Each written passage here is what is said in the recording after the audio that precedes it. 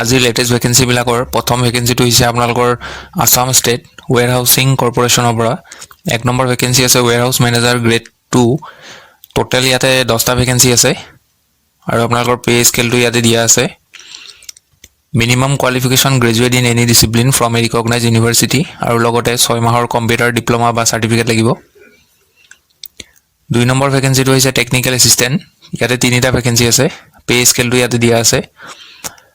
এইটো পোষ্টৰ কাৰণে গ্ৰেজুৱেট ইন সায়েন্স আপোনালোকে সায়েন্স ব্যাকগ্ৰাউণ্ডৰ হ'ব লাগিব আৰু 6 মাহৰ কম্পিউটাৰ সাৰ্টিফিকেট লাগিব সিটিজেন আপোনালোক ইণ্ডিয়ান সিটিজেন হ'ব লাগিব আৰু এমপ্লয়মেন্ট এক্সচেঞ্জ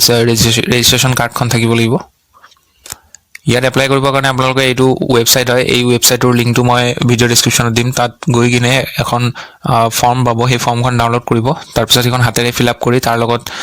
সাৰ্টিফিকেট কিছুমান গাঁঠি দিব লাগিব গাঁঠি কিনে আপোনালোকে বাই পোষ্ট কৰিব লাগিব এইটো এড্ৰেছত কৰিব লাগিব the managing director Assam state warehousing corporation Panyagar Bhawan Amarawati Path Christian বস্তি ইয়াত কি ডকুমেন্টস গাঁঠি দিব লগতে ইয়াতে দিয়া আছে চাই লওক এখিনি পইণ্ট ওয়াইজ পঢ়ি লৈ এখিনি আপোনালোকে এটাচ কৰি ল'ব সেলফ এটেস্টেড কৰি দিব ইয়াত দিয়া আছে সক সেলফ এটেস্টেড কপি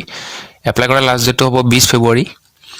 2 নম্বৰ ভেকেন্সিটো কাৰ শোৰুমৰ পৰা আহিছে সেলস কনসালটেন্টৰ ভেকেন্সি লোকেশন আছে আপোনালোকৰ ডিব্ৰুগড় নগাঁও গুৱাহাটী ডিমাপুৰ শ্বিলং আৰু যোৰহাট কোৱালিফিকেশ্যনত গ্ৰেজুৱেচন কৰা হ'ব লাগিব আৰু মিনিমাম এবছৰ যদি কাম কৰা এক্সপেৰিয়েন্স আছে এপ্লাই কৰি ল'ব পাৰে ইয়াত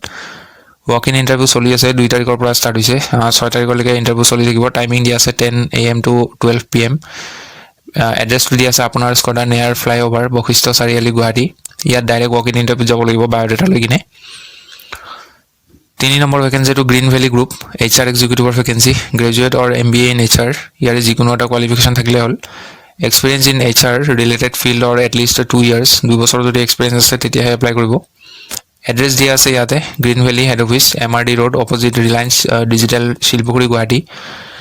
আপোনালোকে নিজৰ বায়োডাটাখন মেইল কৰি দিব যদি এপ্লাই কৰিব বিচাৰে কোনোবাই এইটো মেইল আইডি হয় এপ্লাই কৰাৰ লাষ্ট ডেটটো হ'ব ফেব্ৰুৱাৰী 5 তাৰিখ 4 নম্বৰ ভেকেন্সিটো হৈছে প্ৰয়াস অধ্যয়ন চক্ৰ বোকাখাত গ্ৰেজুৱেট টিচাৰ এটা ভেকেন্সি আছে ম্যাথমেটিক্স আৰু সায়েন্স দুটা সাবজেক্টৰ কাৰণে ব্যাচেলৰ ডিগ্ৰী কৰা হলে এপ্লাই কৰিব পাৰে কিন্তু যদি বিএড কৰা আছে প্ৰিফাৰেন্স পাব 2 নম্বৰটো PGT পোষ্ট গ্ৰেজুৱেট টিচাৰ তিনটা ভেকেন্সি আছে বায়োলজি জিওগ্ৰাফি আৰু ইকনমিক্সৰ কাৰণে মাষ্টাৰ ডিগ্ৰী পাছ কৰিলে এপ্লাই কৰিব পাৰে বিএড থকা সকলক প্ৰিফাৰেন্স দিব আপোনালোকে নিজৰ বায়োডাটাখন এই মেইল আইডিটো সেন্ড কৰিব এপ্লাই কৰাৰ লাষ্ট ডেটটো হ'ব 20 ফেব্ৰুৱাৰী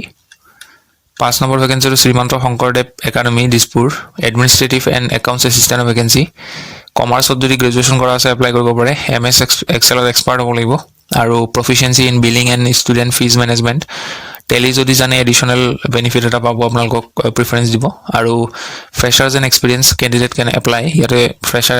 এপ্লাই কৰিব পাৰিব আপোনালোকে নিজৰ বায়োডাটাখন এই মেইল আইডিটো সেন্ড কৰিব লাষ্ট ডেট হ'ব 24 ফেব্ৰুৱাৰী 6 নম্বৰ ভেকেন্সিটো Assam women's university Jorhat post আছে মেট্ৰন এইটো পোষ্টৰ কাৰণে HSLC পাছ কৰিলে হ'ল মেট্ৰিক পাছ কৰিলে হ'ল আপোনালোকৰ যিটো ডিউটি আৰু ৰেসপন্সিবিলিটি সেইটো ইয়াতে দিয়া আছে চাই লওক the duties and responsibilities of the matron shall be governed by the hostel rules আপোনালোকে হোষ্টেলৰ ৰুলছখিনি খালি চোৱাচিতা কৰিব লাগিব ৰুলছখিনি মেইনটেইন কৰি আছে না ষ্টুডেণ্টে সেইখিনি চাব লাগিব সিলেকশন প্ৰসিডিউৰ ইয়াতে কোনো এপ্লাই কৰিব নালাগে আপোনালোকে ডাইৰেক্ট ওয়াক ইন ইন্টাৰভিউ যাব লাগিব 10টা বজাত যাব লাগিব ৰাতিপুৱা ইন্টাৰভিউ হ'ব আপোনালোকৰ 16 ফেব্ৰুৱাৰী এড্ৰেছ দিয়া আছে ইয়াতে community hall Assam women's university Rowriah Jorhat candidate may appear for the interview with CV original and self attested copies of all the relevant documents আপোনালোকে নিজৰ original documents লৈ যাব আৰু এটা xerox copy লৈ যাব গৈ কিনে আপোনালোকে ইন্টাৰভিউ দিব পাৰে সো এইটো আছিল হেকৰ ভেকেন্সি ভিডিও ভাল পালে লাইক কৰি দিব লগ পাম পুনৰ এটা নতুন ভিডিওত আজিলে